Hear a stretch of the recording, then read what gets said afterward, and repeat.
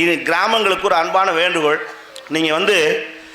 நீங்கள் கும்பாபிஷேகம் பண்ணுறதோ அல்லது 48ஆம் நாள் மண்டல பூஜை வச்சுருக்கிறதோ இன்னும் லட்சம் பேருக்கு நீங்கள் அன்னதானம் போடுறீங்களோ அதிலெல்லாம் உங்களுக்கு என்னென்ன புண்ணியம் கிடைக்குதோ அதை காட்டிலும் பெரிய புண்ணியம் உங்களுக்கு எதில் கிடைக்கும்னா 10 நாடகக்காரனுக்கு சோறு போட்டிங்கன்னா 3 தலைமுறைக்கு உங்களுக்கு புண்ணியம் சேருமா.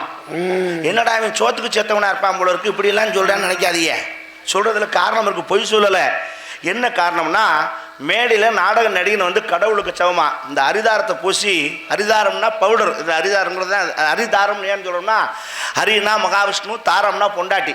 மகாலட்சுமியை முகத்தில் வச்சுக்கிட்டு மேடையில் நின்று நீங்கள் எல்லாம் நல்லா இருக்கணுமையா, இந்த ஊர் செழிக்கணுமையா, இந்த கிராமம் வழங்கணுமையா, நல்ல விவசாயம் பெருகணும்னு நாங்கள் சொன்னால் அது பலிக்கும். அதுக்காக நாங்கள் மந்திரவாதி அல்ல, ஒரு நம்பிக்கை இல்லையா.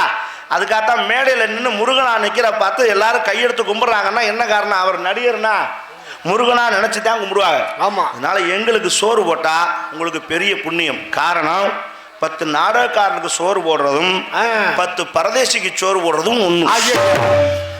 ஏன்டா அடிக்க வர்ற? என்னங்க அப்படி சொல்லிவிட்டியா? கோப்படாது மானே. அப்பா தானே சொன்னேன், பின்ன பிச்சைக்காரன்னு உன்னை சொல்லிட்டேன்னு கோவப்படுறியா? உன்னைய மட்டுமா சொல்கிறேன், நானும் தானே. நாங்கள் பிச்சைக்காரன்னு சொல்கிறதுல வருத்தப்படலை. என்ன அவன் வீதி வீதியாக போகிறான், நாங்கள் ஊர் ஊராக போகிறோம், அவ்வளோதான். அவன் அம்மா தாயாங்கிறான், நாங்கள் அம்மா தேவிங்கிறோம், அவ்வளோதான் வித்தியாசம். நாங்கள் பிச்சைக்காரன்னு சொல்கிறதுல பெருமைப்படுறோம். என்ன காரணம்? நீங்கள் புண்ணியத்தை சேர்க்கணும்னா நீங்கள் தர்மம் பண்ணுறதுக்கு ஒரு ஆள் வேணும் இல்லையா? அதை வாங்கினா தான் உங்களுக்கு புண்ணியம்.